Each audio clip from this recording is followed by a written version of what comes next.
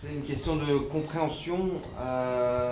Il y a un des syndicats qui sort assez vite du conflit et je n'ai pas compris de quoi il s'agissait. C'est normal. Vous entendez? Oui, oui, j'étais à deux doigts de faire une petite présentation au début du film et puis après, on vous l'a laissé regarder. Oui, il y a un syndicat qui n'est pas... il y avait 7 syndicats à l'usine. Donc, moi, j'étais le secrétaire de la CGT. Les syndicats classiques en France, EFO, CFDT, Sud, je me rappelle plus, le CGC, les cadres. Voilà. Et puis il y avait un syndicat, donc tu as vu, qui était dirigé par une militante, entre guillemets, militante, qui s'appelle Tania Suceste, et qui en fait était un syndicat qui s'appelle SIA, Syndicat Indépendant d'Automobile. Donc quand vous voyez le mot indépendant, il faut se méfier, il faut se demander ce que ça veut dire. Ils ont changé plusieurs fois de nom. En fait, c'est un syndicat qui a été monté par les cadres de la direction.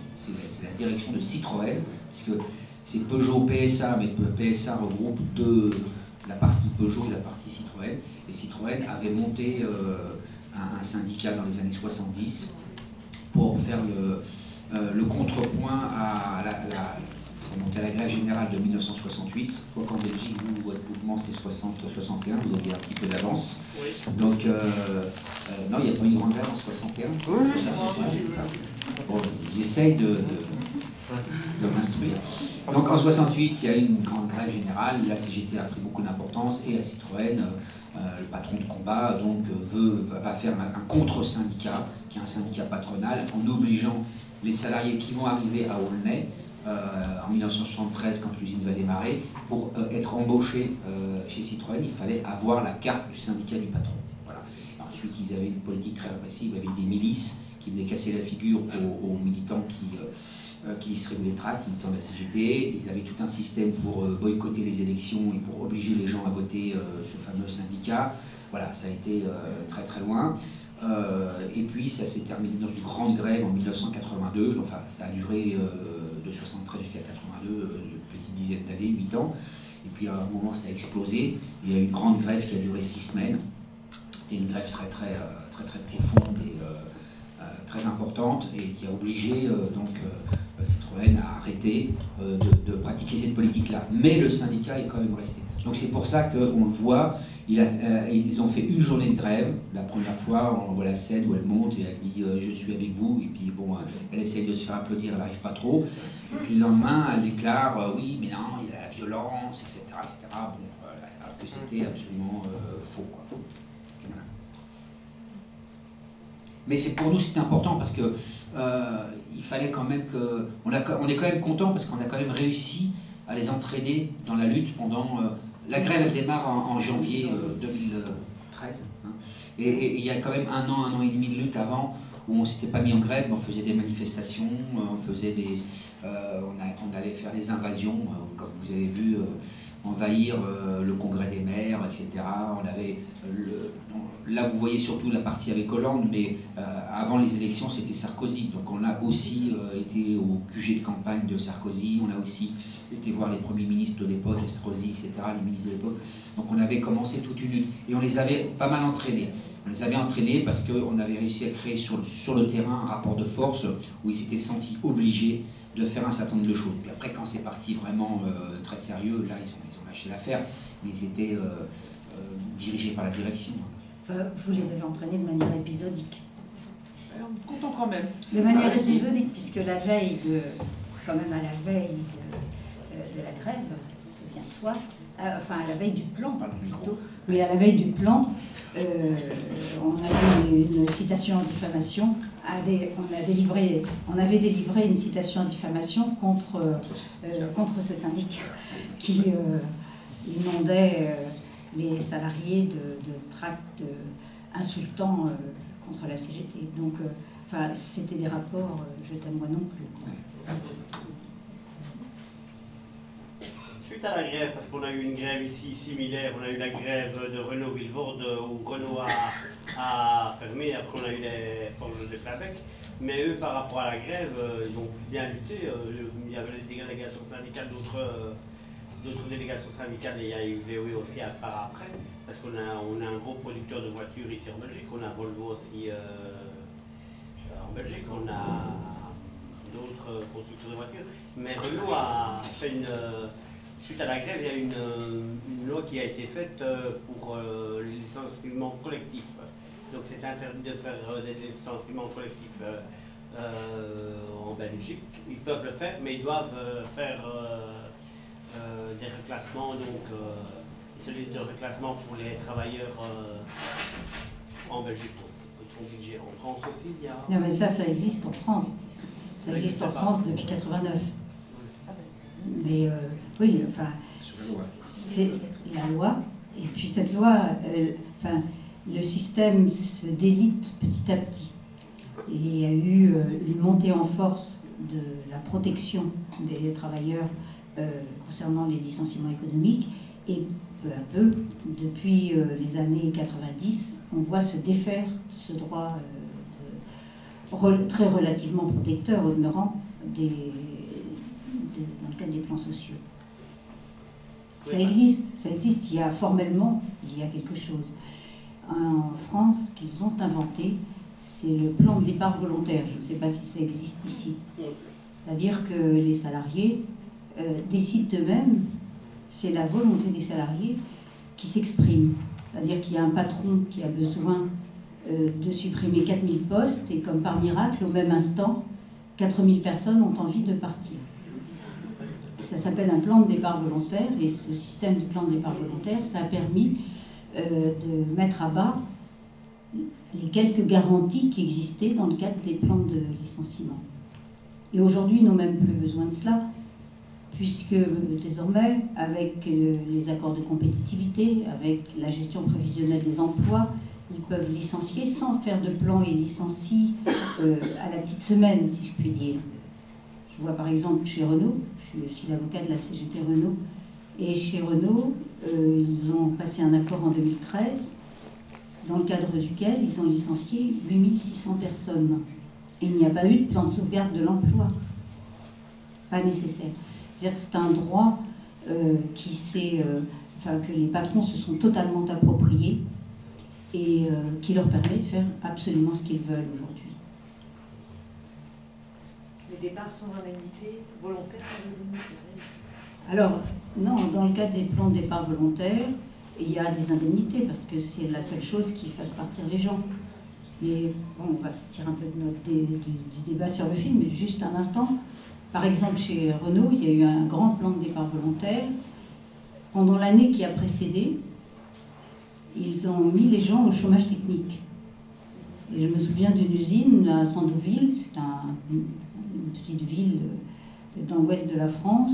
Dans cet établissement, ils les ont tellement mis au chômage technique que les salariés perdaient 300, 400, 500 euros par mois. Et donc ils les ont bien affamés. Et quand ils les ont bien affamés, ils ont fait un plan de départ volontaire.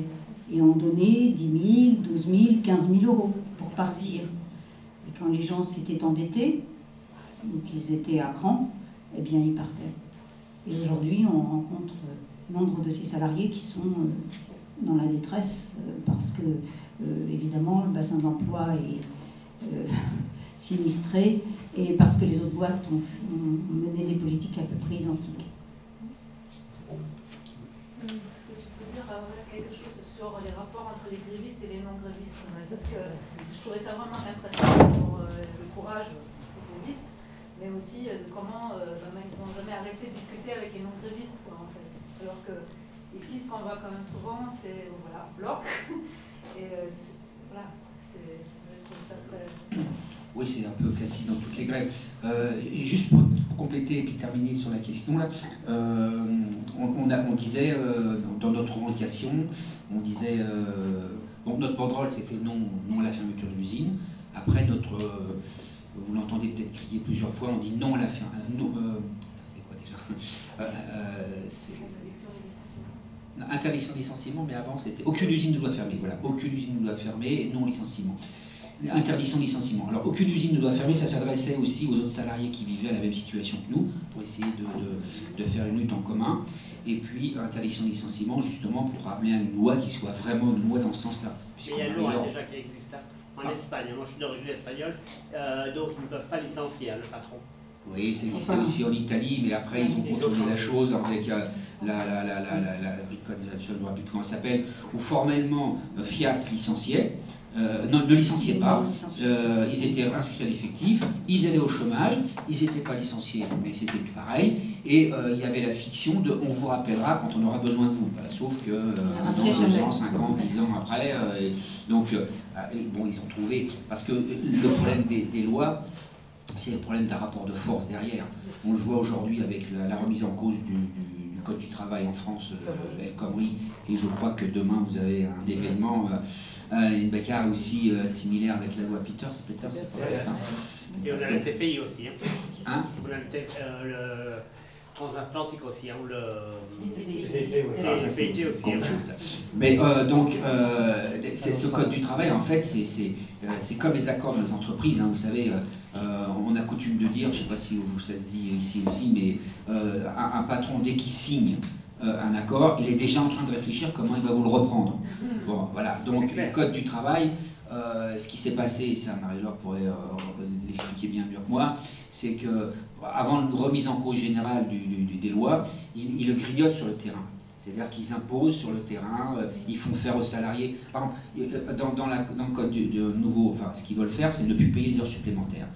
Elles sont payées à 25% en France, ils veulent les passer à 10%, et ils veulent même permettre, par des accords d'entreprise, à tomber en dessous de 10, c'est-à-dire 0. Voilà. Donc, mais sur le terrain, ils l'ont déjà fait. Pas partout, pas dans les grosses entreprises, pas là où ça se défendait, mais ils l'ont grignoté. Et le défaut un peu qu'on a les syndicalistes, je ne sais pas si vous l'avez en Belgique, mais nous on l'a un peu en France, c'est qu'on a l'impression qu'une fois qu'on a mis la bagarre, que c'est inscrit dans un accord, que c'est inscrit dans le Code du travail, on dit c'est gravé dans le marbre. Bon, non, c'est acquis, on a l'impression que c'est acquis pour toujours. Non, c'est un rapport de force. Et dès que le rapport de force se modifie en notre défaveur, et ce qui s'est passé, c'est que depuis 10 ans, 15 ans, 20 ans, c'est des choses qui se passent sur le long terme, hein, c'est pas en une journée. Hein. Donc il y a un rapport en défaveur, parce qu'on n'a pas suffisamment fait vivre ces textes de loi et puis ces droits. Et bien là, maintenant, les patrons veulent remettre essayent de remettre le truc à leur niveau, du moins où ils pensent que c'est leur niveau. C'est pas seulement... je vais revenir à ta question. Vas-y, on continue. Je pense que c'est pas...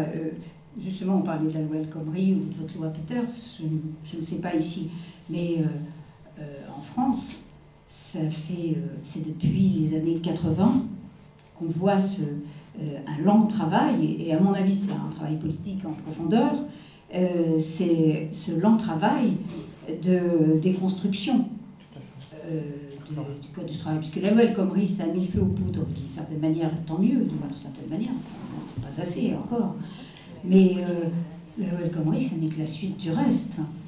C'est pas... bon, alors, parce qu'il faut parler simple, on dit... on met en cause, on détruit le Code du travail, mais le Code du travail... les garanties qui ont été gagnées dans le Code du travail depuis des décennies, elles ont été gagnées par les luttes.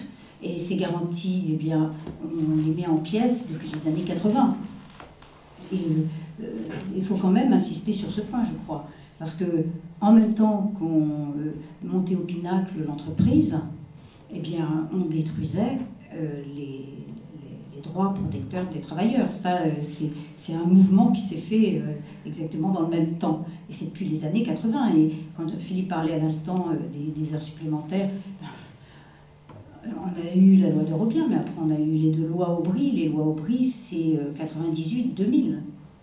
Et après les lois Aubry, on a eu une succession de lois qui ont fait que sur le temps de travail, eh bien, les employeurs ont gagné la possibilité d'être de plus en plus libres. C'est de quelle liberté il s'agit. Et non seulement ils ont gagné la possibilité d'être de plus en plus libres, mais sachez qu'ils ont une ambition encore plus grande, puisque eux, ce qu'ils voudraient, c'est un calcul du temps de travail par exemple, dans l'automobile, moi c'est un domaine que je connais un peu, dans l'automobile voudrait un temps de travail calculé sur la durée de vie d'une voiture. Ça en Belgique, hein, déjà 6 ans pour 6 ans pour Audi, Volkswagen. Ça existe déjà ici. Ouais. Alors, juste, je vais arrêter pour que vous puissiez en venir au film, mais juste cette déconstruction, cette espèce de, cette destruction, je crois que, employons les termes adéquats, cette destruction, c'est un travail de sape qui se fait depuis longtemps. Et bien évidemment, c'est en relation avec le rapport de force politique en France, pour ce qui concerne le droit français. Vas-y. Oui, alors sur le problème de... Bon, c'était une grève, vous l'avez vu dans le film, qu'on avait préparée d'avance, hein, et qu'on a beaucoup discuté avec les salariés. Hein. On a franchement essayé pendant des mois et des mois, parce que avant qu'on se mette en grève totale à partir de janvier 2013, entre ce moment-là et le moment où on avait reçu la lettre, une lettre anonyme dans laquelle il y avait le compte-rendu du comité général de Peugeot annonçant clairement les décisions qu'ils avaient prises donc, de fermer Aulnay. Donc nous, on l'a publié, on l'a fait savoir. Et à partir de là, on a commencé à discuter et puis à monter la pression et à engager une lutte, même si ce n'était pas une grève permanente, c'était quand même des actions qu'on faisait. Bon. Donc il y a eu à cette occasion-là, notre volonté, c'était d'essayer de convaincre le plus de camarades possible de rentrer, de se bagarrer et d'être en lutte. Après, il y a eu un moment donné où on ne pouvait plus reculer l'échéance parce que en janvier 2013, ça fait déjà 1 an et demi qu'on était dans cette phase-là, et la direction allait ouvrir les mutations, même si le plan social, le plan de licenciement ne le permettait pas encore, ou ils étaient à 2 doigts de le permettre.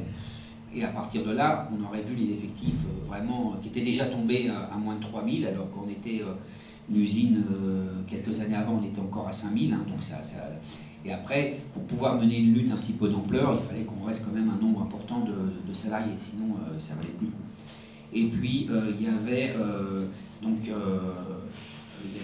idée. Bon. Donc, on décide de rentrer en grève, parce qu'une grève, le problème, c'est que on peut parler de la grève éternellement, mais pour savoir combien de salariés sont prêts à le faire, il faut la commencer. Hein, sinon, ça reste une idée théorique. Et c'est en la faisant qu'on s'aperçoit si... Donc on est monté à peu près 500-600 salariés qui étaient en grève. Hein. Alors c'était minoritaire, puisque dans les effectifs de l'usine, on ne les connaissait pas exactement. Et la direction a dit que c'était 2700, c'était peut-être même moins que ça, parce qu'elle conservait des salariés inscrits à l'effectif qui n'étaient pas réellement dans l'entreprise. Donc au moins au niveau ouvrier, on était au moins encore 2000. Donc vous voyez, 500 sur 2000, on était à 25%. Alors ça nous a permis de faire une grève, mais d'un autre côté, on était minoritaire. Alors une vraie grève minoritaire, ça n'existe pas. Bon, là, je vous parle un peu en France. Je sais qu'en Belgique, ça fonctionne un peu différemment.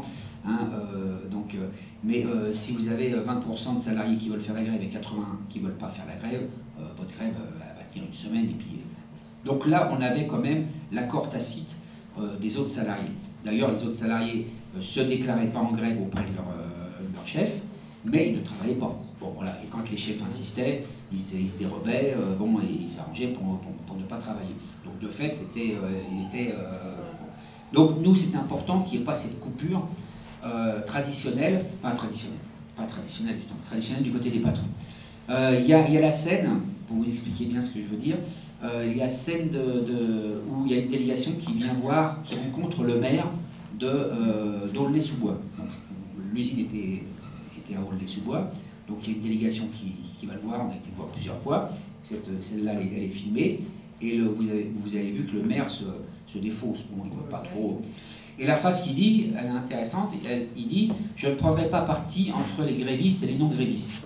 Bon, alors, c'est pas ça qu'on était venu lui demander. On était venu lui demander est-ce que vous êtes pour ou contre la fermeture de l'usine et est-ce que vous êtes prêt à dénoncer cette fermeture d'usine. Donc lui, il répond cette phrase-là Et il dit cette phrase-là, et en fait, il colle tout à fait à la direction, à la politique des directions. Hein, des directions d'entreprise, quand il y a un mouvement et qu'il y a des salariés qui vont vouloir relever la tête, il faut les isoler, il faut les mettre de côté, et il faut créer une frontière artificielle en disant il y a les non-grévistes, il y a les grévistes. Il faut, c'est pour essayer de couper. Les accusations de violence, elles servent à ça. Hein, il n'y avait pas de violence. Franchement, vous avez vu dans le film qu'on a bien discuté il y a des choses qu'on a fait où il y a un rapport de force. Il y a un rapport de force qui est voulu, qui est calculé, qui est collectif. On fait les choses collectivement. Bon, quand on envahit un ministère, bon voilà, on n'a pas appuyé sur la sonnette en disant voilà, on n'avait pas de rendez-vous. Ni quand on rentre, on fait la convention du Parti Socialiste et qu'on se retrouve tout le gouvernement français qui était coincé là devant nous. Et on est passé en direct sur une télé que vous connaissez peut-être, en fait, ça s'appelle BFM en France. Et BFM n'a pas coupé, donc le speech enfin, qu'a fait Jean-Pierre Mercier, il passait en intégrale. Donc c'était ceux qui regardaient à la convention, ils ont vu sur leur écran de télévision envahir la scène, Harlem Désir et tout le héros se tirer, tous les ministres étaient complètement affolés, ils étaient obligés de nous donner la parole. Et en plus BFM n'a pas coupé, ce qui est extraordinaire. Donc ils ont eu droit au discours intégral de notre copain Jean-Pierre. Voilà, donc quand on fait tout ça, c'est un rapport de force. Mais il y a une certaine violence qu'on a discutée, alors on peut le rediscuter dans le débat, hein, parce que la violence, elle existe aussi, elle existe du côté patronal, elle existe du côté, on l'a subit en ce moment énormément, parce que c'est pas les casseurs vraiment qui nous gênent, c'est les violences policières hein, qui sont... Bon. Donc ça, c'est quelque chose qu'on retrouve toujours dans tous les mouvements, à quelque niveau que ce soit au niveau d'une entreprise, ou que ce soit au niveau national, que ce soit en France, bon, en Belgique je connais moins, mais je suppose qu'à un moment donné, il y a un rapport de force et l'État utilise effectivement la violence. Alors après, comment on y répond? Il n'y a pas de réponse simple à ça. Ça dépend du rapport de force que vous avez, ça dépend de tout un tas de choses. Bon, alors je laisse tomber ça pour l'instant. Donc les accusations de violence, elles étaient complètement fausses. D'ailleurs, quand le journal Le Monde, c'est un journal qui a bonne presse en France. Hein, donc, voilà. Alors le Monde, c'est lui, il commence les accusations de violence par Le Monde. Voilà, parce que c'était plus crédible de commencer par un journal qui avait un peu autorité. Et quand il commence à dire qu'on est violent, qu'on est en train de casser tout dans l'usine, on est lockouté. Parce qu'au bout de 3 jours, pour essayer de casser la grève, la direction a lockouté et nous a renvoyé chez nous en disant qu'il y avait une panne de peinture, une panne d'électricité dans l'atelier de peinture, ce qui était absolument faux. Et pendant une semaine pour réparer une panne électrique. Voilà. Bon, on est quand même meilleur que ça en maintenance, parce que je travaille en maintenance. Donc, c'était un lockout qui ne disait pas son nom, qui normalement est interdit par la loi. Le lockout est interdit. C'était pas un vrai lockout, ils ont fermé l'usine. Ah oui, mais enfin, parce qu'un vrai lockout, c'est autre chose. Tu ne vas pas payer. Voilà. Pour ne pas être accusé de lockout, ils ont maintenu les salaires. Voilà. Mais politiquement, c'est un lockout, parce que ça veut dire qu'ils ont renvoyé tout le monde pour essayer de casser la grève. Donc, les accusations de violence tombent là. Donc, le journaliste leur a été un tout petit peu honnête. Il était en train d'écrire qu'on cassait tout, alors que l'usine était vide et qu'on était chez nous. Bon, voilà, c'est pour vous dire à quel point. Les 4 camarades qui ont été une demande de licenciement, il y en a un qui est accusé d'avoir lancé un œuf, c'est montré, et l'autre camarade, c'est celui, enfin les 4 on ne me rappelle plus, mais enfin le deuxième me rappelle, c'est celui qui joue de la caisse claire, du tambour, là, c'est Abdel. Et lui, il avait accusé d'avoir musculé l'huissier. Voilà. Mais comme il était délégué, il a été obligé d'être réintégré. Mais il y en a 4 qui ont été licenciés complètement parce qu'ils n'avaient pas de protection, parce qu'ils n'étaient pas délégués. Et l'accusation, c'est agression sonore. Je mets le tambour. Je mets le tambour, c'est une agression sonore. Bon voilà, donc voilà à quel point ils n'avaient absolument rien. Mais cette accusation de violence, c'est pour dire, bon alors c'est pour essayer d'isoler la grève dans le pays, pour pas qu'il y ait de soutien à cette grève-là. Il y en a quand même eu, puisque en caisse de solidarité, alors là aussi c'est un point qu'on discute un petit peu en Belgique, parce qu'il faut savoir qu'en France, quand il est en grève, le syndicat ne verse aucune cotisation, rien, voilà. En grève, on est en grève, on n'a plus de sous, il faut qu'on se débrouille. Donc c'est des caisses de solidarité qui se mettent en place, où on va... Donc, on appelle à la solidarité financière de la part des autres salariés ou d'autres. Donc on a reçu quand même 900 000 €, hein, ce qui nous a permis de tenir le coup pendant 4 mois. Si on n'avait pas eu ces 900 000 €, on n'aurait pas pu refaire un peu des payes, etc. et tenir le coup. Bon, donc, vous voyez, les accusations de violence c'est pas n'importe quoi. Hein, c'est pas simplement, c'est pour essayer d'isoler la grève, il ne faut pas qu'il y ait de soutien financier, et à l'intérieur de l'usine, pour faire cette séparation artificielle entre grévistes et non-grévistes. Donc, toute le piège, il ne faut pas tomber là-dedans, pas tomber dans ce piège-là, et il faut ramener la frontière là où elle est. La frontière n'est pas entre grévistes et non-grévistes, la frontière est entre les salariés et les directions. Voilà, il faut. Et ça demande du travail, un travail permanent. C'est pour ça qu'on a toujours discuté avec les camarades qui n'étaient pas forcément en grève tout le temps, mais qui n'étaient pas avec nous, parce que de temps en temps, ils faisaient aux assemblées générales, etc. Et du début jusqu'à la fin, on a discuté. On ne leur disait pas tout à fait la même chose, on leur demandait pas tout à fait la même chose, entre le début de la grève, le milieu et la fin, mais quand même, on s'est toujours adressé à eux pour que le camp des ouvriers, le camp des travailleurs reste uni par rapport au camp des... C'est un problème qu'on rencontre dans beaucoup de grèves. Diviser pour régner. Diviser pour régner. Mais ça, comme le monde, c'est vieux. Ouais, c'est ça. Faut pas ça. Vas-y. Oui, deux questions un peu techniques. La première, en fait, c'est est-ce que l'État était actionnaire de PSA? Et la seconde, c'est dans quelle mesure les grèves, donc ça durait quand même 4 mois, à la fin il y avait plus de 200 grévistes, dans quelle mesure ces grèves avaient une incidence sur la chaîne de production? Est-ce que c'est facile de mettre, parce que moi je ne connais pas le secteur de l'automobile, est-ce que c'est facile de faire une chaîne de production simplement en retirant quelques éléments clés, et puis combien de jours finalement la production a été diminuée ou arrêtée la production était complètement arrêtée. Alors c'est vrai qu'on bénéficie du fait qu'on travaille... Pardon? Pendant 4 mois. Oui, elle n'a jamais redémarré. Elle n'a jamais redémarré, ensuite ils n'ont pas redémarré l'usine.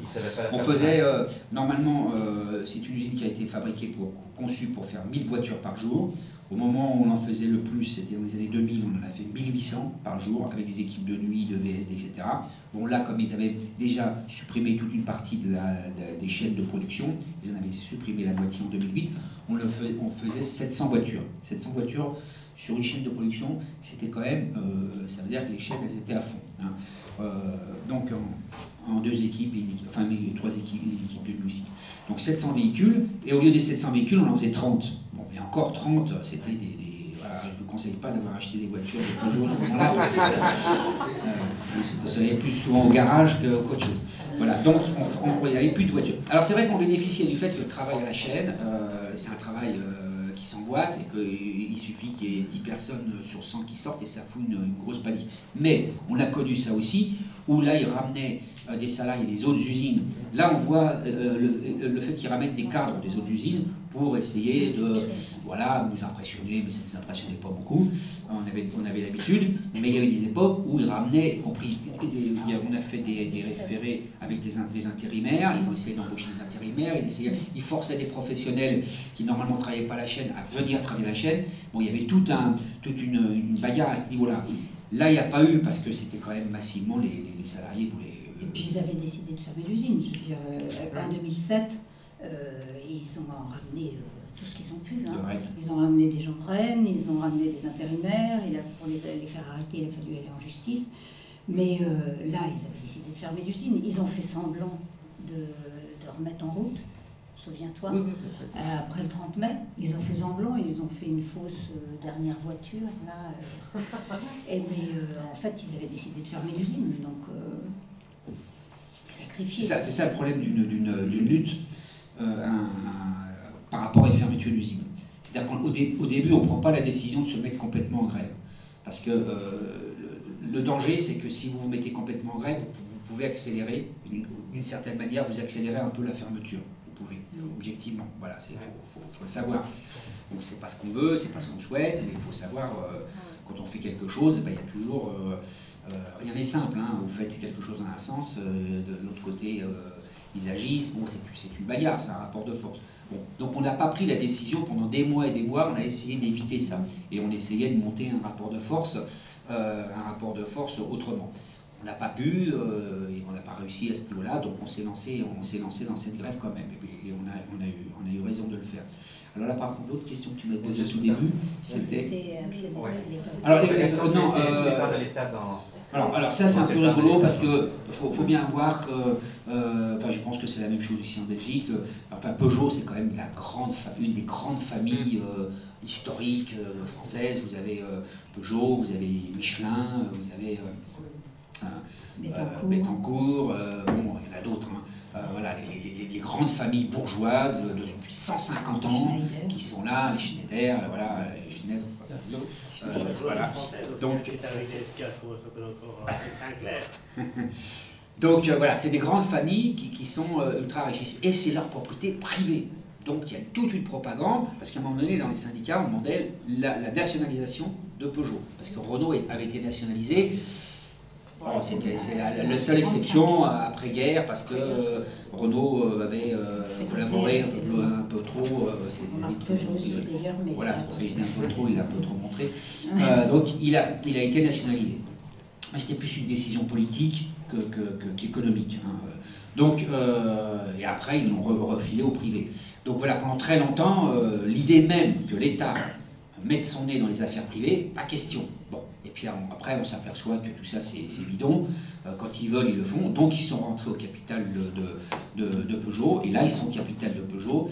La famille Peugeot a baissé ils avaient presque 30% des actions. Ils sont tombés à 14%.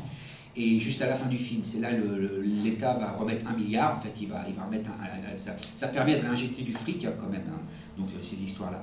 Donc 14% pour l'État, 14% pour la famille Peugeot et 14% pour Dongfeng, qui est le partenariat de Peugeot avec un constructeur chinois. Et là, l'État français, le Peugeot va, c'est dans la presse française, dans les Échos, journal français, qui a republié il y a 15 jours. La famille Peugeot veut récupérer ces machins, mais sauf qu'ils ne vont pas le racheter au même prix. Voilà, c'est le mécanisme habituel, c'est-à-dire qu'au moment où c'est en baisse, eh bien l'État met l'argent et l'État devient actionnaire et on fait remonter le cours des actions, on remet les choses en route et à ce moment-là, ça devient assez reprivatisé. C'est un mécanisme qu'on voit de manière constante. Hein. Il n'y a pas que chez Peugeot, hein, je veux dire, c'est un mécanisme habituel. Renault, c'est une histoire un peu particulière parce que chez Renault, l'État est toujours actionnaire quand même à 15%.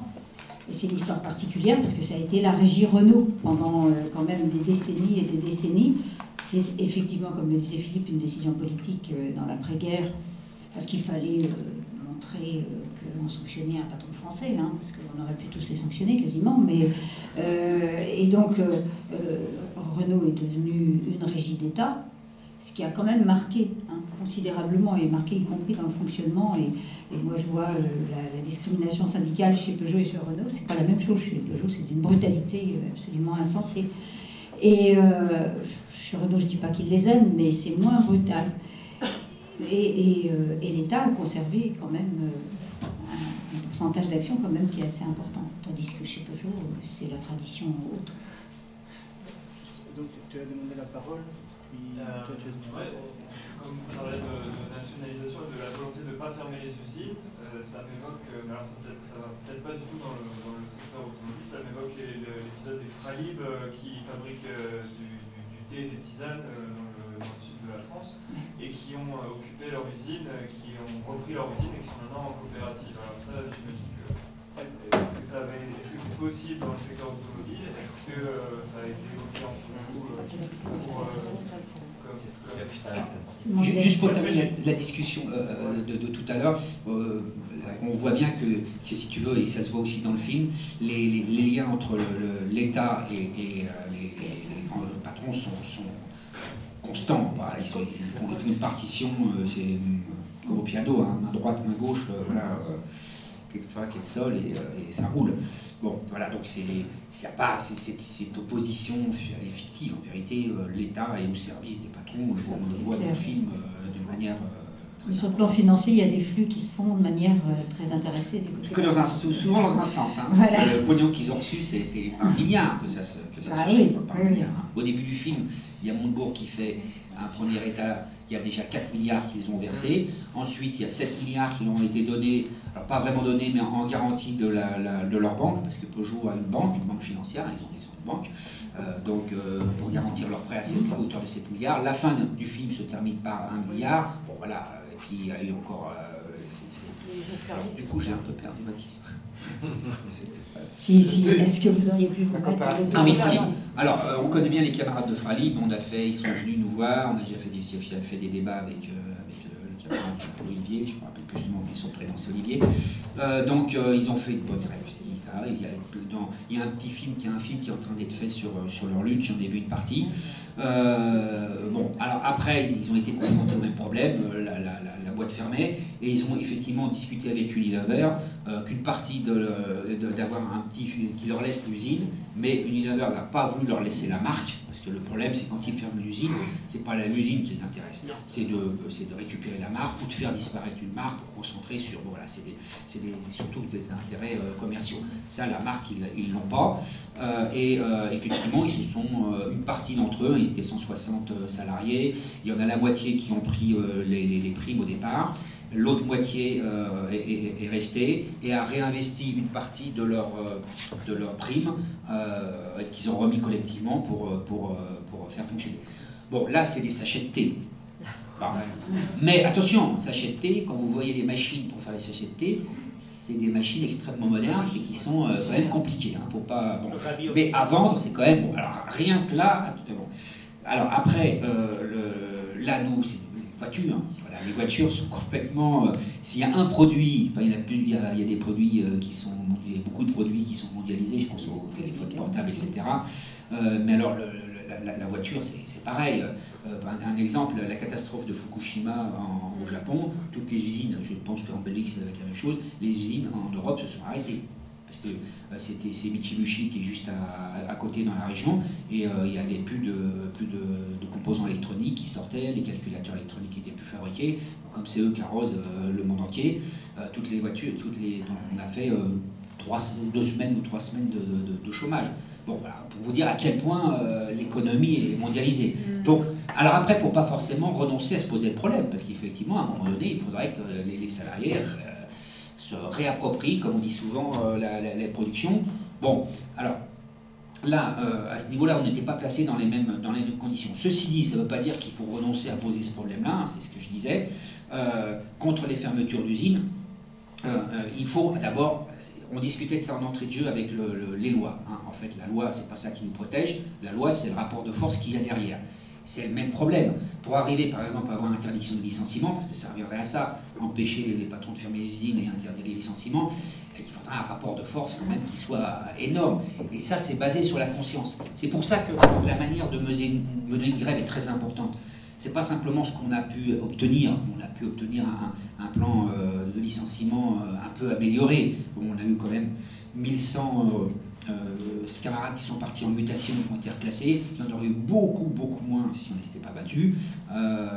Il y a eu des départs aussi qui ont été améliorés dans les prépensions. Bon, des départs au début c'était 2 ans, après la grève 2 ans et demi, 3 ans, et après la grève ça a été à 5 ans. Donc voilà, ça a permis à des camarades qui auraient été vraiment dans la misère. Bon, après les indemnités de licenciement, les indemnités pour le déménagement, etc. Bon, les choses qui ne sont pas négligeables. Attention, hein, parce que les 20 000 euros s'ajoutaient au fait qu'on les obligeait aussi à nous penser, ça faisait 60 000 euros. Bon, voilà. Et en plus, il n'y a pas de honte, parce qu'il y a des fois une discussion dans le domaine syndical en disant « Oh, c'est pas bien de demander de l'argent ». Vous savez, un ouvrier, il y avait des salariés qui ont travaillé 20 ans, 30 ans. La richesse qu'ils ont créée. Et au moment où ils partent, ils récupèrent tout petit bout de la richesse qu'ils ont créée. Voilà, c'est franchement... hein, et puis, il faut voir qu'eux, de l'autre côté, ils ne se gênent pas. Hein, et ils s'en font même comment dire, un honneur. Donc, Philippe Varin, quand il part, il nous licencie. il part avec 21 millions. C'est dit à la fin du film, hein, c'est 21 millions, voilà, en plus de tout. Bon, et le nouveau PDG qui est arrivé, qui venait de Renault, c'était le numéro 2 de Renault, Tavares. Bon, le salaire annuel n'était que de 2,5 millions. Donc franchement, ça ne faisait pas sérieux. Un PDG qui gagne que 2,5 millions, donc il s'est doublé son salaire et c'est 5 millions. Voilà. Bon, normalement, un salaire, c'est la contribution d'un travail. Alors on se demande quel Hercule là pour faire un travail à hauteur de 5 millions. Bon, si on dit les choses plus simplement, c'est pas un salaire, c'est une tape dans la caisse. Hein. Voilà, c'est bon. Bon, alors, du coup, j'ai perdu le fil. Donc sur les fermetures d'usines, la vraie chose, le vrai problème, c'est un rapport de force. Moi, je dis que si, à chaque fois qu'il y avait une usine qui fermait, il y avait 4 mois de grève, ben là, je peux vous dire que les patrons, ils réfléchiraient à 2 fois l'enfermer. C'est un camarade qui le dit à la fin, mais il a parfaitement raison. Il n'y a que cette solution-là. Après, on peut proposer de fabriquer telle ou telle production. On avait proposé, nous, un plan industriel, on va dire, qui était de répartir les productions. Puisqu'à travers CECAFI, c'est-à-dire l'expertise, on avait récupéré les chiffres, de manière un peu plus précise. Les chiffres de production modèle par modèle. Bon, on les a plus ou moins, normalement, ils les donnent. Et on a redistribué tous ces modèles, on les a répartis sur toutes les usines en Europe. Hein, il y avait 5 usines en France, une en Slovaquie, 2 en Espagne. Voilà, sur les 8 usines, on a réparti l'ensemble des productions et toutes les usines travaillaient normalement. Ils avaient un plan de charge tout à fait correct. Donc ça, on sait ce qu'il faut faire. Maintenant qu'il y a un rapport de force, on a. Bon. Donc la question, elle est de créer ce rapport de force. Comment le créer? C'est pour ça que je vais arrêter là et je reboucle un peu sur ce qu'on va peut-être discuter. C'est la manière de faire la grève est essentielle. Elle est essentielle justement pour un jour arriver à créer ce rapport de force. Parce que le rapport de force, c'est le nombre, mais le nombre, c'est basé sur la conscience. La conscience du salarié, c'est de dire, il faut que je m'y mette, je m'y mets pas. Voilà, tout le problème, c'est de savoir à quel moment un salarié se dit je m'y mets ou je m'y mets pas. Oui. Avant de passer à la grève, vous avez dit qu'il y avait eu d'autres rapports de force. Mais quels étaient-ils? Comment l'avez-vous mené? Quelles sont les autres actions que vous avez faites? On le disait tout à l'heure. Oui, on a fait des... L'idée, c'était de faire des actions ponctuelles, pour ne pas se mettre en grève tout le temps, pour ne pas perdre notre salaire. Donc on faisait...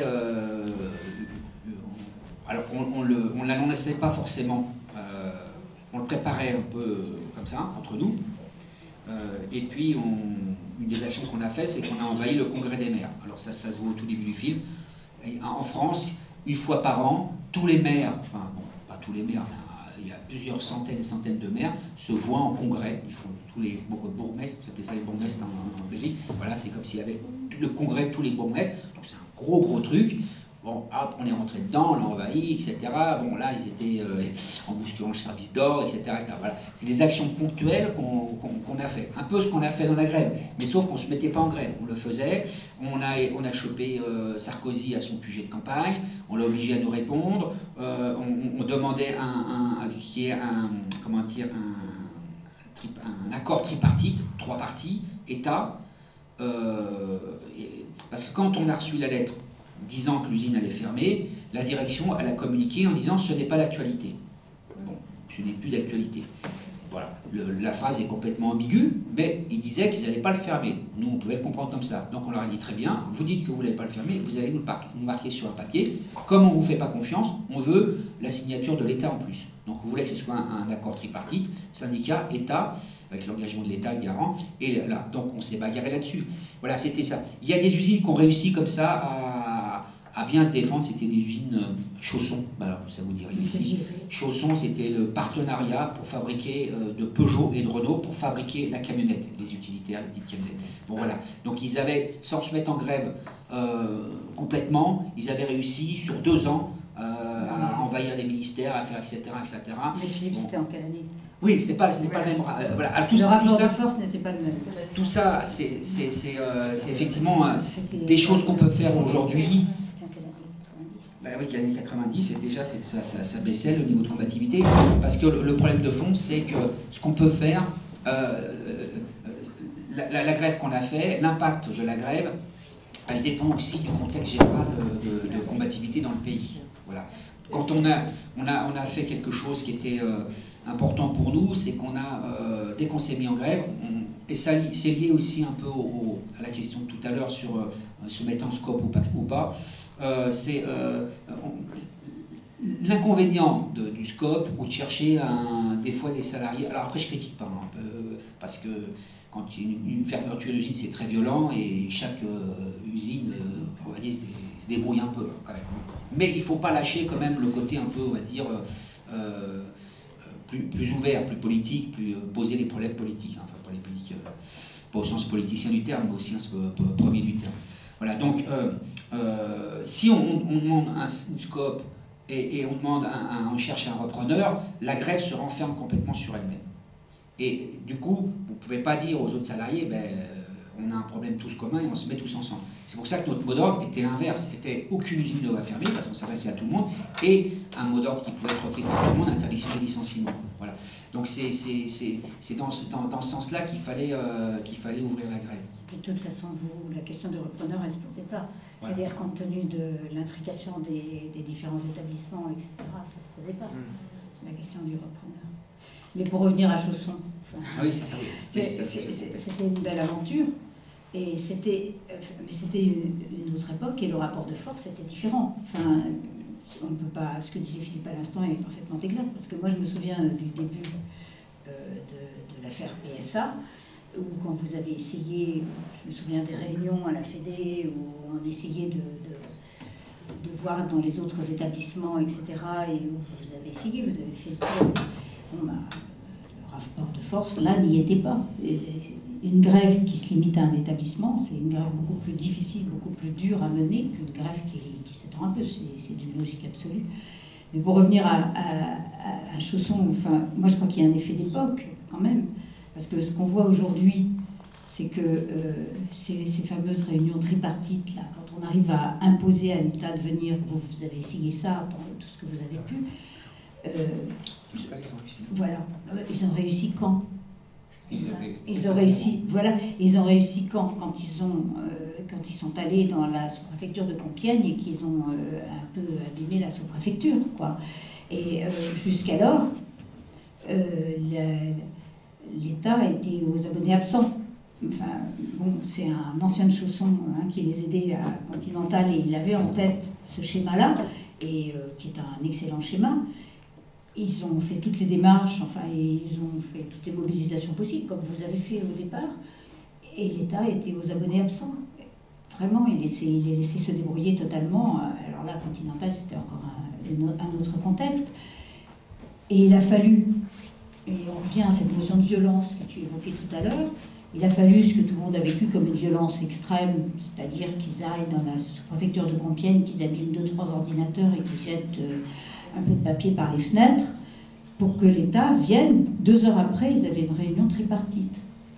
Et je crois que c'est un élément important dans la réflexion, c'est qu'il y a un véritable effet d'époque. Ce qu'on voit, c'est qu'à chaque fois qu'il y a une action comme ça qui va... je crois que quand on nous parle de violence, l'affrontement, il est nécessaire, bien souvent.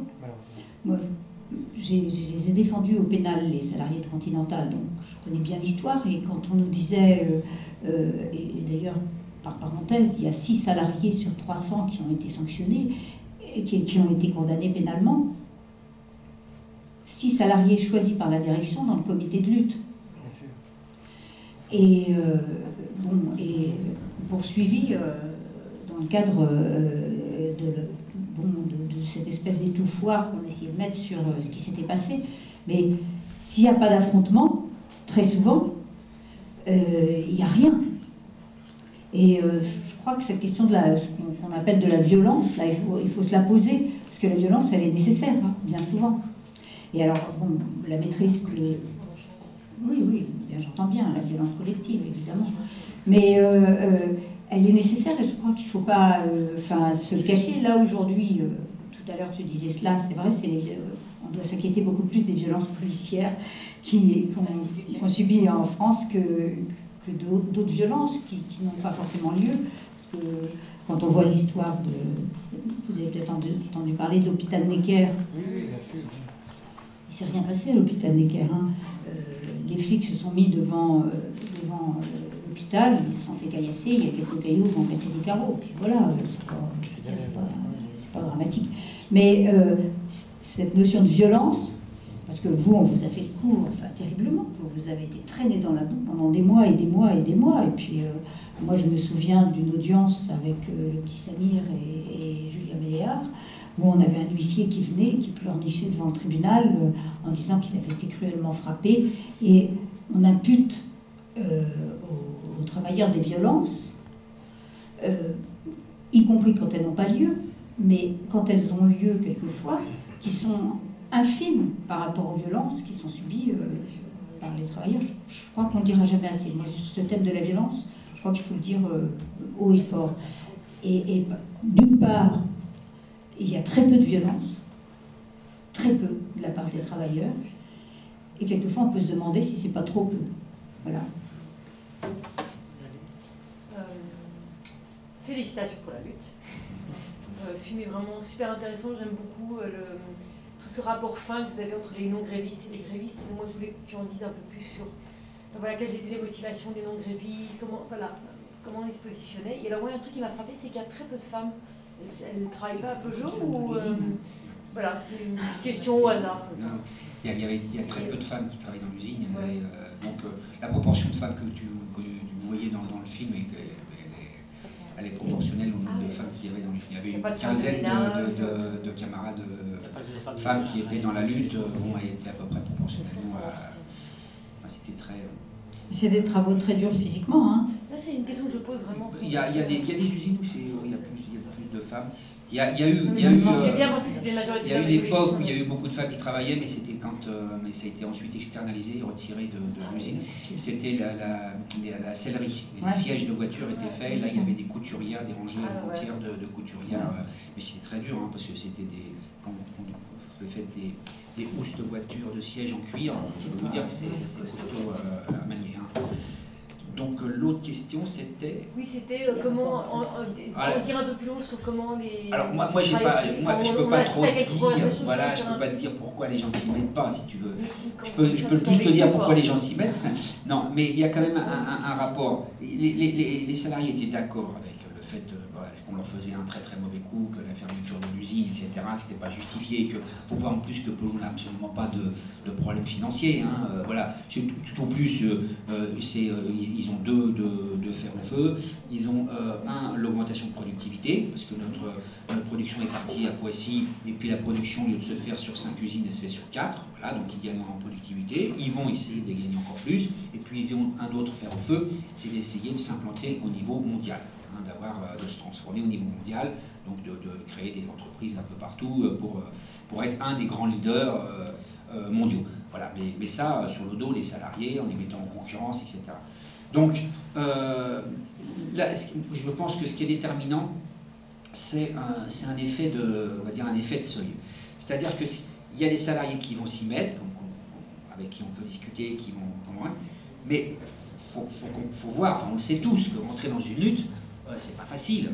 Bon, ça veut dire s'opposer à la maîtrise, ça veut dire s'opposer, être marqué sur les listes. Hein. Le moyen de pression qu'ils ont utilisé, qui a quand même été efficace, c'était de dire si je te vois dans la grève, tu n'auras pas ton reclassement. Voilà.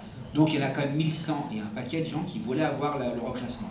Donc cela, c'était quand même un moyen de pression énorme. Bon, ceci dit, ce qui va être déterminant et ce qui va faire la bascule, mais ça soit dans notre grève ou ailleurs, on n'a pas réussi vraiment à obtenir. Parce qu'on est parti à 500 salariés en grève, on a terminé à 200. C'est le nombre. Il faut atteindre, la grève c'est pas 1 plus 1 plus 1 plus 1, c'est 1 plus 1 plus 1 au départ, et après il y a l'effet de seuil. Les physiciens ils appellent ça la masse critique. C'est-à-dire qu'à un moment donné, dans votre solution, ça se transforme de quantité, ça passe à qualité, ça prend une qualité différente. C'est-à-dire que ça, la direction l'a vu. C'est pour ça qu'elle a lockouté. Hein. Alors, pas d'un point de vue juridique, mais d'un point de vue politique. Quand elle a vu, au bout de 3 jours à faire l'usine, parce qu'elle a vu que ça partait, et il y avait beaucoup de salariés le vendredi, on a commencé la grève mercredi, jeudi, vendredi, qui nous disaient lundi j'en serai, lundi, etc., etc. La direction, elle l'a senti, et elle a voulu donner un coup d'arrêt à cette montée-là. On a quand même réussi, à partir du local syndical, à l'extérieur, dans la ville d'Aulnay, à retrouver 300 camarades dans la semaine, ce qui était quand même beaucoup.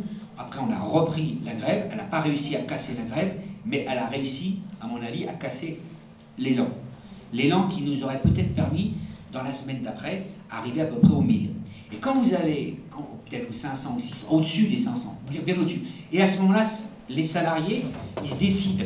Parce que qu'est-ce qui va faire que tu vas te montrer en lutte? C'est que, bon, la revendication, elle est bien, ah oui, que l'usine ne ferme pas, que machin, mais est-ce que c'est possible? Le problème, c'est est-ce que c'est possible? Et ce qui va rendre la chose possible, c'est le nombre. Alors, c'est le chat qui se mord la queue ou c'est le chien qui se mord la queue, c'est ça qui est compliqué dans le domaine social. C'est ce qui rend possible, c'est que tout le monde s'y mette, et tout le monde ne s'y met pas parce que on pense que c'est pas possible. Alors, il y a un cercle vicieux, à un moment donné, il faut s'en sortir. Il y a des moments où cette dynamique, elle se met en place. Bon, nous, on ne l'a pas eu, On a quand même fait ce qu'on avait à faire, bon, mais on l'a fait avec un rapport de force un peu juste, ce qui fait que, bon, et je reviens encore à l'idée, parce que c'est quand même fondamental, ce que tu as discuté tout à l'heure, hein, le mot d'ordre. Une fois qu'on a le mot d'ordre, aucune usine ne doit fermer, on ne reste pas tranquillement dans l'usine. Donc on a envahi les ministères, on a envahi les congrès des maires, etc., machin, mais surtout, on a envahi les usines. Donc là, c'est pas montré dans le film, le 3e jour de la grève, le vendredi, on a envahi l'usine de Citroën Saint-Ouen, où il y avait 500 travailleurs là-dedans, c'est les presses. On ne pouvait pas rentrer dedans parce qu'ils avaient mis les CRS, on est passé par derrière, on a cassé un mur. Bon, là, on a un petit peu de violence, enfin là, c'est des briques. On a fait un trou dans le mur. Pour rentrer, on est rentré à plus d'une centaine dans l'usine. Et si tu veux, c'est pas simplement distribuer un tract dans l'usine, c'est rentrer dans l'usine, à très nombreux, se réapproprier l'usine, se réinvestir l'usine, aller discuter avec les salariés au pied des machines. Ça peut être déterminant. Bon, voilà. Peut-être qu'on le ferait maintenant, ça marcherait.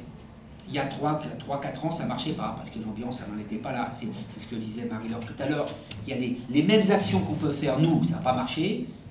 10 ans avant, Chausson, ça a bien marché. 10 ans avant, ça marchait encore mieux. Voilà, parce qu'il y a un... Tout de suite, ça marcherait peut-être mieux. Là, ça marcherait... Et le problème, c'est qu'il faut qu'à un moment donné, la courbe se réinverse dans l'autre sens. C'est pour ça que...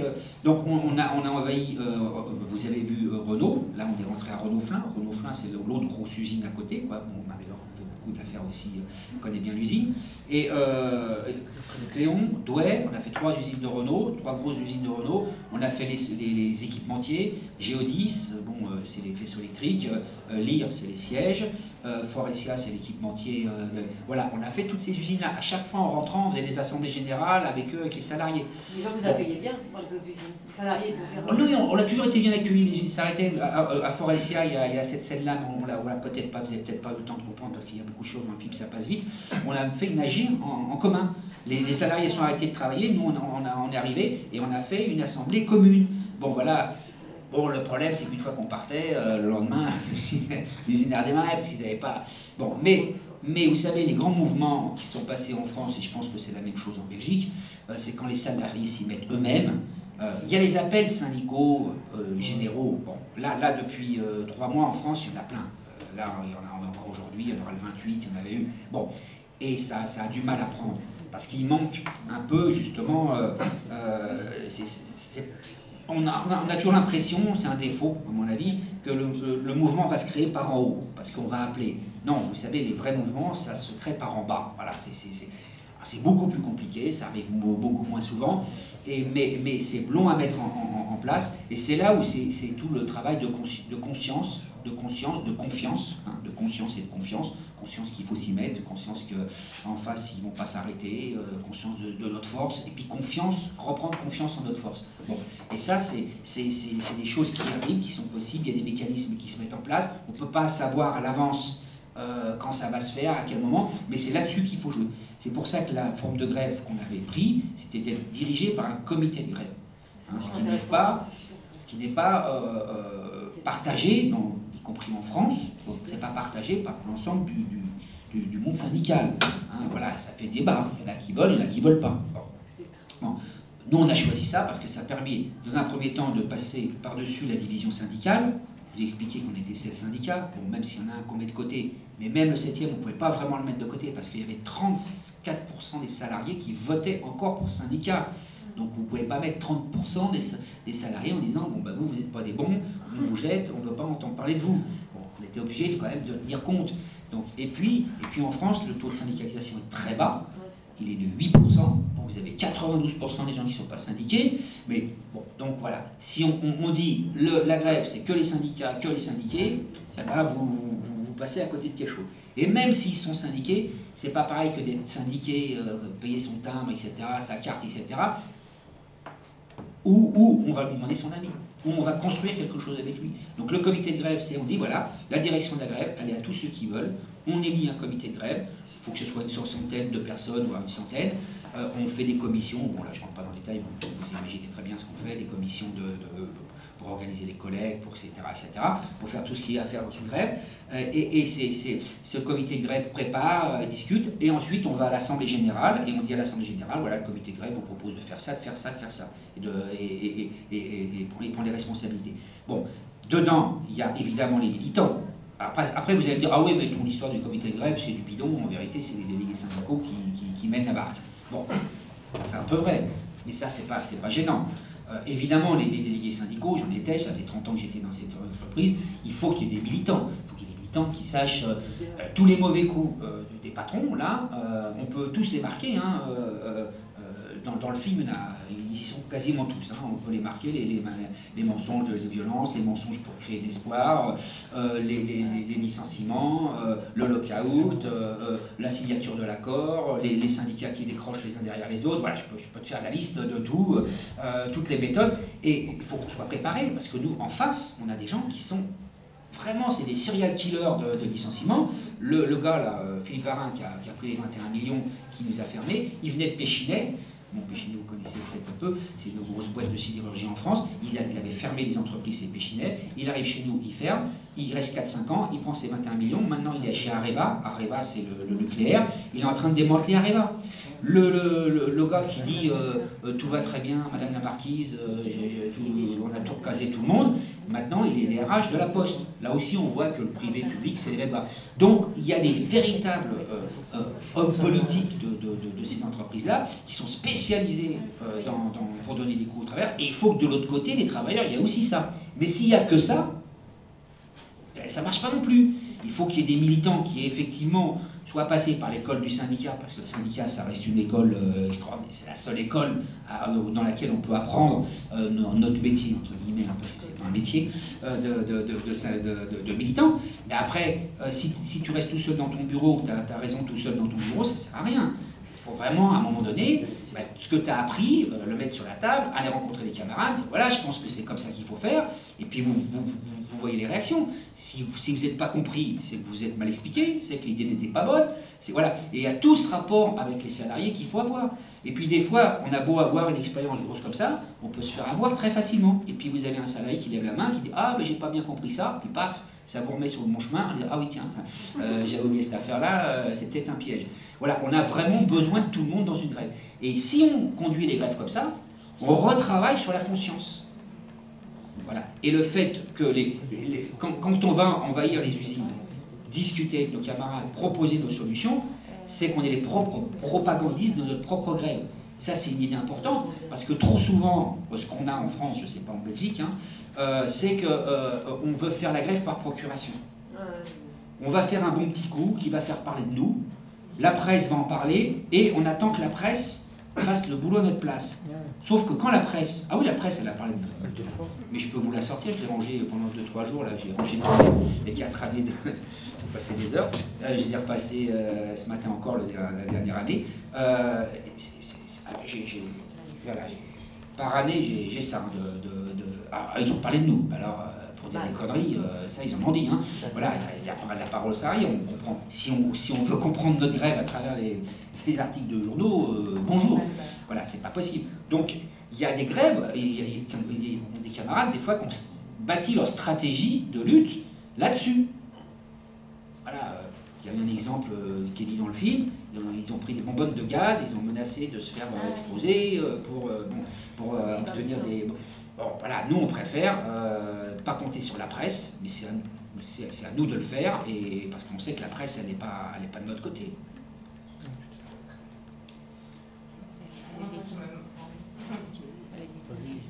Je me demandais juste par rapport avec le film, avec la réalisatrice, quelles étaient ses intentions à elle quand elle a fait le film. Enfin, je sais pas, et comment vous, est-ce que ça faisait partie d'une stratégie de lutte, ou est-ce que c'était quelque chose de tout à fait extérieur? Oui, il y avait le 13 après la lutte. Oui, j'imagine. Non, c'était pas une stratégie du tout. Non, mais ça aurait pu, hein, ça existe, hein, des films sur commande du syndicat. Bon, c'est pas comme ça que ça s'est passé. Souvent, les films sur commande du syndicat, ils sont pas très bons. Ça fait des documentaires. Voilà. Non, l'avantage, c'est qu'elle a été faite par quelqu'un du métier, hein, puisque Françoise Davis, elle est documentariste, elle a fait beaucoup de documentaires pour la télévision, notamment. C'est son premier film parce que la télévision française a refusé de le financer, et il a été financé, je ne sais pas si vous le savez, en Belgique. C'est vous qui nous l'avez financé. Le Xara, voilà, c'est comme ça qu'il a pu être monté. Donc voilà, collaboration internationale pour le film. Donc ça compte, hein. Voilà, j'espère que dans les luttes aussi, la loi El Khomri et Peter, ça sera la même collaboration. Voilà, donc c'est une professionnelle. Elle, quand elle apprend que l'usine est menacée par la presse, parce que l'histoire que je vous ai racontée tout à l'heure avec la lettre anonyme, donc elle vient me voir parce qu'on habite dans la même ville, et elle me dit tiens, j'ai envie de vous filmer, parce que j'en ai marre d'abord que très peu de grèves sont filmées, très peu de luttes sont filmées, et en plus quand on parle de la fermeture d'une usine, quand il y a des choses, des documentaires qui sont montés, c'est des documentaires toujours avec un axe. L'axe, c'est de montrer l'ouvrier comme étant une victime. Voilà. Vous avez le droit de passer à la télévision si vous êtes une victime. Sinon, allez voir ailleurs, vous n'avez pas le droit de... Si vous relevez la tête, si vous décidez d'essayer de rendre le coup, là vous n'avez pas le droit de citer à la télévision. Françoise Davis, les productions m'ont appris que dans la télé française, la représentation des ouvriers était de 2%. 2% des images sont consacrées aux ouvriers. Bon, voilà. Et d'ailleurs, le refus de TV, de la France Télévisions, a été de dire « Oh, on a déjà notre quota. On a déjà notre quota de films ouvriers. » Alors, elle a répondu « Mais votre quota de séries amoureuses, là, vous n'avez pas explosé. » Mais bon, voilà. Donc elle a fait ce film-là avec l'idée de filmer des gens qui se battent et comment ils vont faire. Voilà, donc elle a un parti pris, elle a fait un choix qui n'est pas objectif, c'est un choix tout à fait subjectif. Par contre, elle est objective parce qu'elle nous filme. Bon, voilà, là, on ne se rendait même plus compte qu'elle était là. On avait confiance en elle. On savait en plus qu'elle n'allait pas... nous, notre crainte, parce qu'on a eu un problème avec une autre... voilà, qui nous filmait et puis qui mettait sur Internet. Et ça nous a amené des problèmes. Voilà. C'était pas ça, c'était le montage d'un film. Après, on ne savait même pas vraiment s'il allait sortir, parce que je vous ai dit tout à l'heure les difficultés. Si le Xara n'avait pas financé le montage, je ne sais même pas si le film existerait. Voilà, y compris le film, c'est quelque chose de militant, hein, c'est militant de monter. Après, la dernière chose sur le documentaire que moi j'apprécie, mais moi je ne suis pas un spécialiste des films, souvent les documentaires c'est une voix off.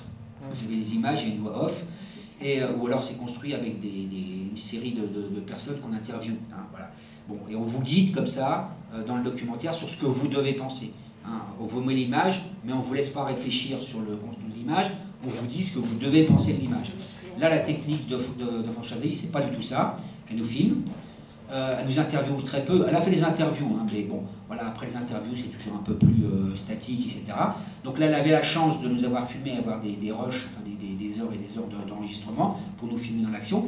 Et elle fait le montage qui permet de comprendre à peu près ce qui s'est passé. Et puis c'est à vous de faire marcher vos neurones. C'est à vous de... Si vous n'êtes pas d'accord, c'est pas d'accord. Vous avez le droit de dire que c'est pas d'accord. Il n'y a pas de voix off qui vient vous dire il faut penser comme ça, il faut penser comme ça, comme ça. On voit Montebourg, vous en pensez qui voulez, si vous pouvez penser qu'il est très bon. Hein, voilà. D'ailleurs, dans son style, il est très bon. Montebourg. Très bon. Peut-être une dernière question. Oui, une petite question. Est-ce que vous travaillez toujours chez PSA? Ah, je vais là, tu me Comment? Oui. Est-ce que vous travaillez toujours chez PSA? Lui, non, il est trop vieux. Chiant, ils m'ont mis en prévention. Non. Ils l'ont muté pour le mettre en prépension. Voilà.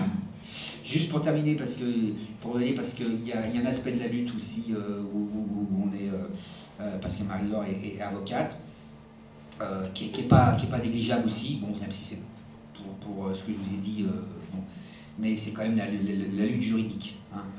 On a fait ce qui n'est pas montré dans le film. Parce ça ne que ressort pas pas vraiment du film. Du tout. On n'en parle pas du tout. Non, il y a un choix qui a été fait de montrer les salariés plus proches. Les soutiens politiques n'ont pas été montrés, le côté syndical, confédération n'ont pas été montrés, la lutte juridique n'a pas été montrée parce que c'est un peu plus classique. Bon, on a voulu faire un film différent, mais je tiens à dire que ça a existé, qu'on a fait toutes les démarches et que c'est compliqué dans la lutte de faire correspondre le rythme judiciaire avec le rythme de la lutte. C'est un vrai problème. C'est parce que c'est pas une échelle de temps qui est exactement la même. C'est-à-dire qu'il y a un moment donné où oui, on est tout le temps en train de... Oui, voilà. Enfin, moi, depuis des mois, tu me disais il va falloir y aller, c'est pas maintenant, il va falloir y aller, c'est pas maintenant, il va falloir y aller, c'est pas maintenant. Bon, puis un jour, il faut y aller tout de suite. Et c'est vrai que c'est compliqué. Hein. Cela étant, je crois que dans l'affaire PSA, elle a eu une grosse importance, puisque ça s'est terminé par un échange entre le retrait de l'action judiciaire qui était menée contre le plan et le retrait des actions pénales qui étaient entamées et des licenciements qui étaient entamés et de l'action judiciaire qui était entamée contre le plan. C'était ça, il y a eu le deal, il était là. Donc, la lutte judiciaire, c'est une lutte compliquée. Hein. C'est compliqué parce que c'est compliqué, y compris dans les rapports qu'on peut avoir avec la lutte sur le terrain, parce que c'est là et c'est pas là. Et ça a l'air essentiel par moment. On vient et on nous dit il faut tout de suite faire ça, c'est très important, très important. Puis après on nous dit oh, mais la lutte judiciaire ça n'a aucune importance. Et c'est compliqué. C'est compliqué. Et c'est compliqué comme est compliqué le rapport qu'on a avec le droit et les institutions. C'est à la fois quand on est dans une lutte syndicale, on dit c'est le rapport de force qui fait tout. C'est vrai en bout de course. Mais dans le rapport de force, il y a la lutte judiciaire, bien souvent. Et c'est en même temps, moi je ne crois pas un instant dans la justice de mon pays, mais je plaide tous les jours. Donc c'est une image, mais c'est vrai. Et je crois que la lutte judiciaire et la lutte syndicale, c'est un peu le même rapport. C'est-à-dire que c'est le rapport à l'institution qui est un rapport complexe. Et on ne vit pas dans n'importe quel monde. Et la lutte judiciaire, elle a son utilité et puis ses limites. Essayez de traduire juridiquement le rapport de force. Comment? Essayez de traduire juridiquement le Il y a un rapport piège, c'est lorsque les syndicats, alors eux ne tombent pas dans ce piège-là, même si quelquefois ils mettent un espoir excessif dans des actions en justice, tout en disant que ça vaut rien, mais ils y mettent quand même un gros espoir. Et le gros piège, c'est celui des syndicalistes ou des gens qui ont des problèmes avec leurs employeurs, qui pensent que la lutte judiciaire suffira. Ça ne suffit jamais. La lutte judiciaire toute seule, ça ne sert à rien. Ça peut ponctuer quelque chose, c'est un outil comme un autre, mais tout seul, ça ne sert à rien. Et moi j'ai rencontré ça énormément, des syndicats qui viennent, on le rencontre même quotidiennement, qui viennent nous acheter une action. Et qui nous disent une action judiciaire, comme si cette action judiciaire, elle allait se suffire à elle-même. Et on va les mettre au tribunal, oui, et après si vous n'avez pas les salariés avec vous, ça ne servira à rien de les mettre au tribunal. Les mettre au tribunal, ça peut être utile ponctuellement dans le cadre de votre lutte. Mais c'est un moment de votre lutte. On continue quand même à faire au prud'homme, on teste... Ah ben on est toujours dedans, oui. On a encore 208 salariés qui sont au prud'homme, qui demandent la requalification de leur licenciement. Et nous sommes en appel. parce que nous avons gagné pour une partie, perdu pour une partie, pour des raisons techniques qui seraient trop longs et peut-être ennuyeux pour vous de vous expliquer. Oui, on a fait plein d'actions. On en a fait aussi une, ouais, parce que il y a eu un accord de fin de conflit qui actait cet échange dont on parlait à l'instant entre le retrait des poursuites pénales, etc., et le retrait de l'action contre le plan. Et cet accord de fin de conflit contenait une clause par laquelle les salariés pouvaient partir. Alors, il est assez imprécis, et tant mieux d'ailleurs. Les salariés pouvaient partir avec une certaine somme, qui en réalité représentait le salaire qu'ils auraient eu s'ils étaient restés. Ils pouvaient partir au 31 mai. Bon. Et cette somme, nous sommes allés la réclamer pour tous, en expliquant que cet accord de fin de conflit, c'est un accord collectif, et il y avait déjà un accord collectif, puisque pas la CGT, mais les autres syndicats avaient signé le plan social, en avaient fait un accord collectif, comme c'est un très grand nombre de cas. Et nous disions, nous, l'autre accord collectif, nous ne l'avons pas signé, celui-là, nous l'avons signé, et celui-là, il nous fait gagner quelque chose par la lutte. L'accord de fin de conflit, c'est le véritable accord collectif, c'est le seul véritable accord collectif. Et nous disions, cette somme, elle est due à tous les salariés, parce que cette somme, c'est une mesure qui fait partie du plan de sauvegarde de l'emploi, puisque cet accord collectif vient s'ajouter à l'autre. Nous avons gagné à 2 reprises.